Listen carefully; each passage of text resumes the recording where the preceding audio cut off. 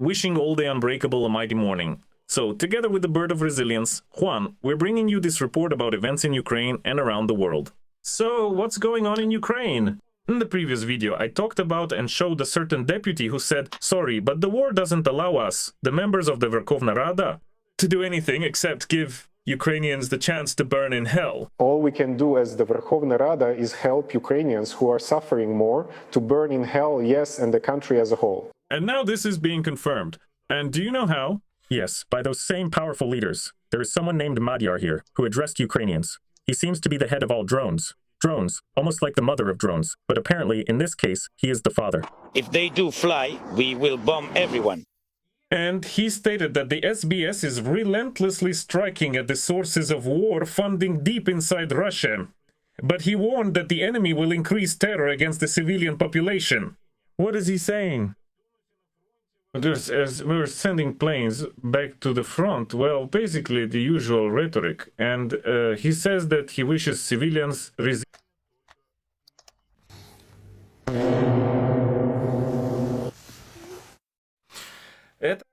Well, I don't know, you can probably only call this intimidation. By the way, there was another figure here. I'll show him to you now. I've shown him before, who made the following statement. This is General Krivonis, who has been successfully fighting in Warsaw for several years. He has some kind of organization there training civilians, either in military affairs or something like that. Basically, the guy is just cashing in on funds. And he regularly says the following. They attack the recruiters at the military enlistment offices and deal with these culprits. First in the knee, then in the head. He's talking about civilians, in case you didn't get it, about civilians who supposedly attacked the enlistment officers, those manhunters. Well, you heard what he said. Next, what does this Brody guy, who is Hungarian by the way, say about the enemy? In response, he talks about Ukraine shelling Russia.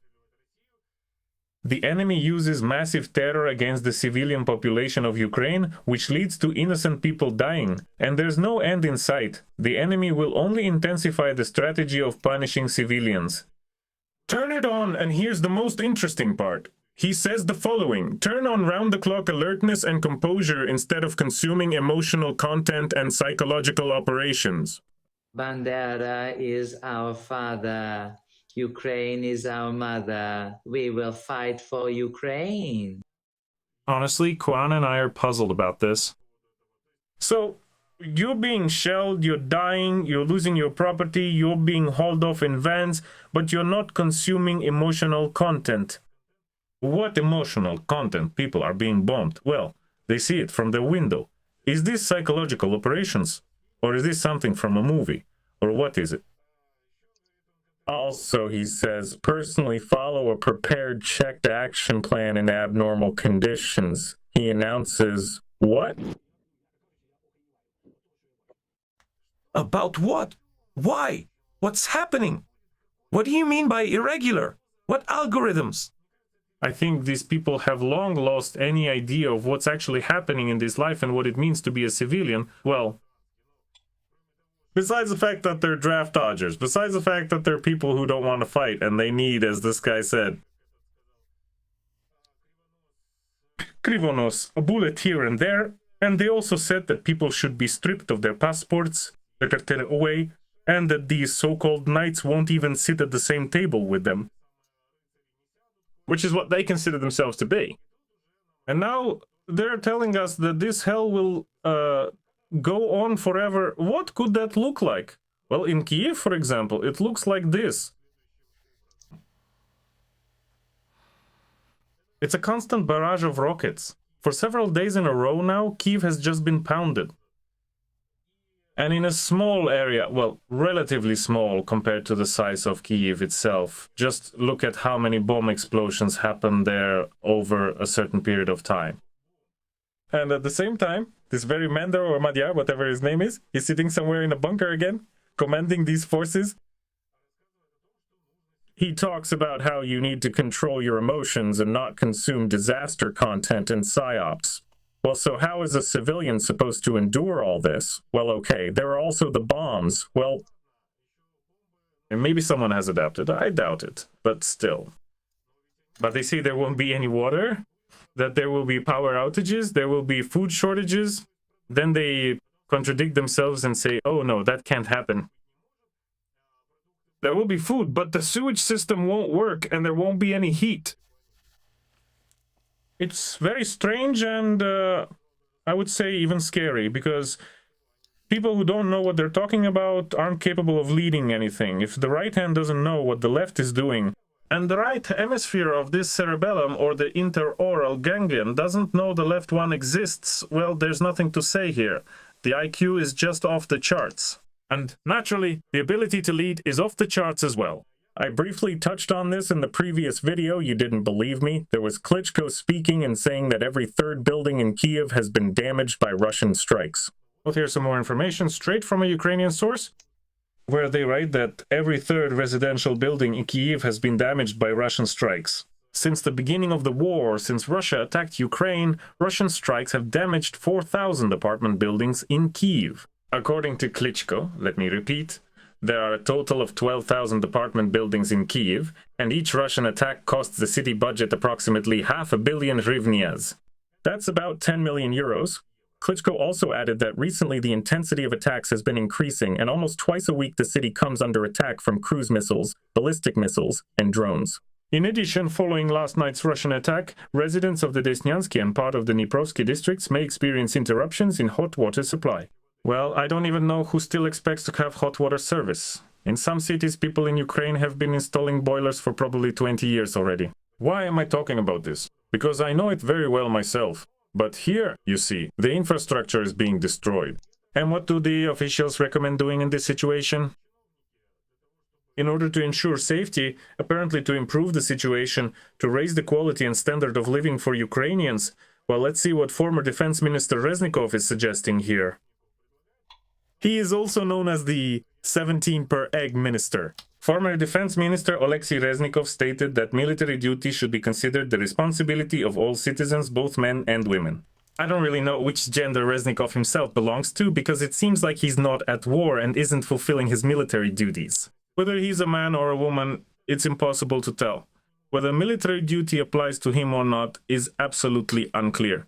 Once again, Juan and I are puzzled, and Juan's sombrero keeps getting smaller and smaller, you know, like in that joke where the Spanish boy explained with gestures that his name is Juan. Well, something like that, yes. And here we are also trying to explain the situation in Ukraine using gestures and the limited set of words we have, whatever vocabulary we have, so to speak. It would probably be better if Reznikov explained it. He says that the first step necessary to bring order to the mobilization process is to announce a general mobilization for both men and women. This will be all over again. Just imagine if this is what's happening with men right now. What will they do to women, these heartless individuals? Special ones. I mean, as it seems to Ukrainians, these are the draft office guys, these manhunters. Can you imagine if they're doing all sorts of things to men in those basements, what will they do to women? And this person, without any hesitation, is suggesting to go through with this.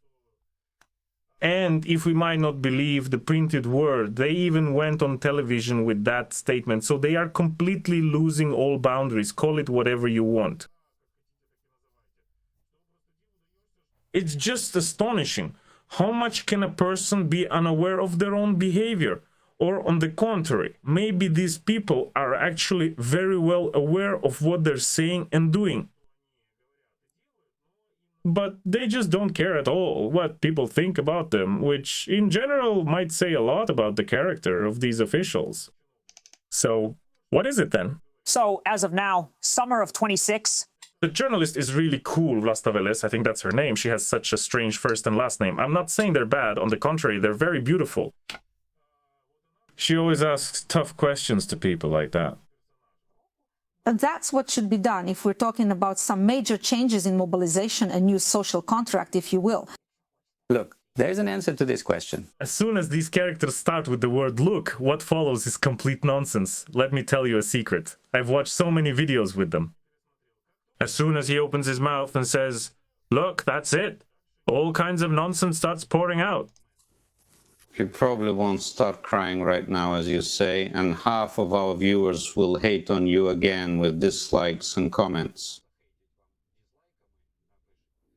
That's it. Viewers will hate on you with dislikes? Are they gonna poke their television screens or what? What? If we really want to solve this problem, we need to look at countries where this has worked.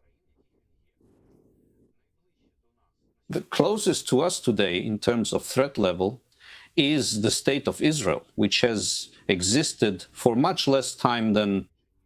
Again, they're going on about Israel, just exhausting us with their talk about Israel. Well, yes, there are a bit more rights and freedoms in Israel. They're a bit different, maybe a bit more than in Ukraine. Israel is not fenced off with barbed wire from its own citizens. This Ukraine, well, as an independent Ukraine, we're a bit younger.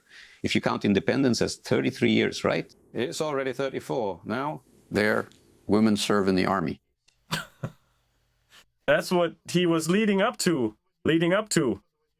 Women serve in the army. In short, the character wants everyone to serve. Absolutely everyone, except himself. I already said that if military duty, as he stated, should be for both men and women, then who exactly is this Resnick guy? It's unclear. And here's what he says. I believe this is the key to Ukraine's survival. If Elon Musk helps, we have a neighbor with a population of over 100 million people next to us. Aggressive, and even if this war ends, they will still remain an aggressive neighbor. So we need to change our relationship so that our descendants can live in a peaceful, prosperous Ukraine. This should be a new social contract. What is he talking about? What does it even mean, a new social contract? In general, there is a so-called contract between the citizens of a state and the state itself. Simply put, you pay taxes. You are protected, you get health care and all that, the army, and so on. And it wants to change the social contract. Does that mean you pay taxes and also protect yourself? What a wonderful state. Well, what kind of minister is that, even if he's a former one? That is the kind of state you get, so what next? How concerned are all these characters? They're very concerned about protecting Ukrainians, but first and foremost, they want to protect not the Ukrainians themselves, but the Verkhovna Rada, these idlers, who receive a salary of 50, I think it's 1,000 euros. That's officially... Of course, not officially. Just imagine. That's just the tip of the iceberg, a small, tiny part, and there's a huge, deep part of this iceberg that doesn't fit into the field of vision of any animal or human at all. But that's not what I'm talking about right now. And these characters from the Verkhovna Rada, who promise Ukrainians only the chance to burn more comfortably in hell, as the deputy said in the previous video, well, how will they be protected? How will they be protected? They'll be protected. The Verkhovna Rada session could be moved to a museum. There's a saying like that. These friends should be grabbed by a certain place and put in a museum. Well, apparently that's how it turns out.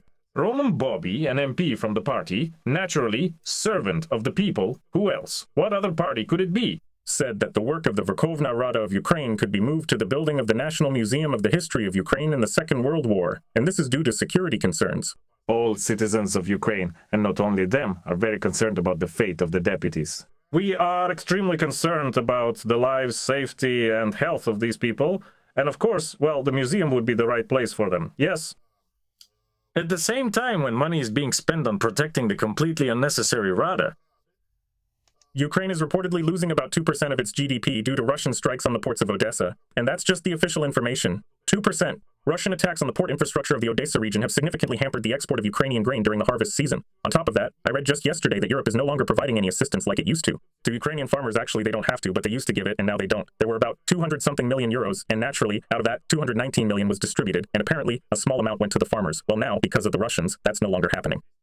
Russian attacks on the port infrastructure of the Odessa region have significantly hampered the export of Ukrainian grain during the harvest season. What does this mean for the economy?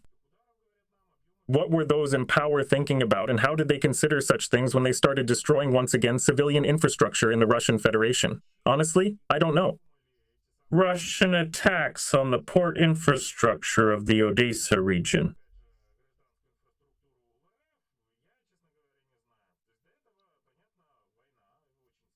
A significant amount of Ukrainian grain during the harvest period. Everything went straight there, where none of us wants it to go.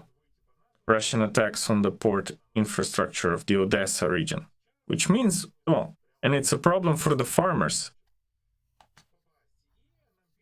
Here, Bloomberg gives the example of a farmer from the Kherson region, after Ukraine liberated its own region. He returned to his own farm, to mine the fields for harvesting, growing wheat and sunflowers. He got a good harvest. But part of the grain remains unsold. He uses plastic containers in the fields, but again, they can be destroyed, stolen, and so on, and the grain also has a limited shelf life. It can't be stored forever. So what will happen with the export is unclear. Russian attacks on the port infrastructure of Odessa have significantly complicated the export of Ukrainian grain during this period. Well, here it's just... Now, I'll show you a picture. We drew it here with artificial intelligence on our Telegram channel. Here we have reliable air defense against all drones and ballistic missiles. Zelensky has imposed sanctions against the creator of the animated series Masha and the Bear.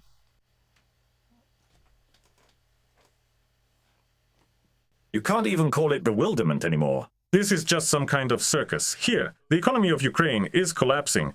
One is shouting, "You'll suffer," another is yelling, "Burn in hell," a third is saying, "Men and women, let's send everyone to the army already, except for us beautiful ones." Zelensky is imposing sanctions against Masha and the Bear, and the cartoon will be banned in Ukraine. Are you guys completely out of your minds over there? Honestly, I don't even know anymore.